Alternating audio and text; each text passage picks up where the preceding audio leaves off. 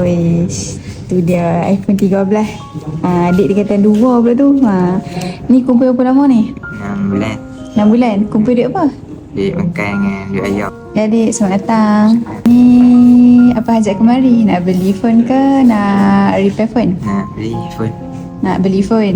Nak beli iPhone ke Android? iPhone iPhone. Nak beli iPhone apa? 13. 13. 13 dia ada 3 gig, 128, 256 dan 512. Nak yang mana tu? 256. 256. Ni adik mana-mana cakap cuma malu je. Ni mana mana ni? Di Citra. Citra. Okay. So nak 13, 256 kan. So kat sini 13, 256 ada colour hijau. Adik okey? Sesuai lah kan. Warna hijau kan. So ni 13, 256 colour hijau. Adik check dulu condition. Puas hati ke dah. So ni first time pakai iPhone ke? Dah bisa pakai iPhone dah? First time. Sebenarnya pakai Android lah kan. Betul lah no. Duk tanya lagi. Sebenarnya pakai Android lah. First time pakai iPhone. Okay tak apa. Adik check dulu condition. Lagi kita buat Apple ID semua. Lepas tu kita proceed payment lah. Okay. So ni 13, 256. Kita dah pasang table glass. Dah buat Apple ID. Okay, so sekejap lagi adik boleh tengok. Ni sekejap lagi nak payment pakai apa? Pakai cash. Pakai cash. Boleh.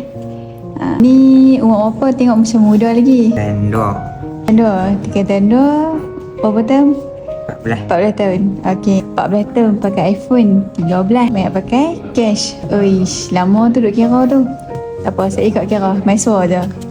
Itu dengan ni belanja 500. Lebih tambah 100. Uish. So ni kat sekolah ni makan RM4 duk simpan duit nak beli phone ni.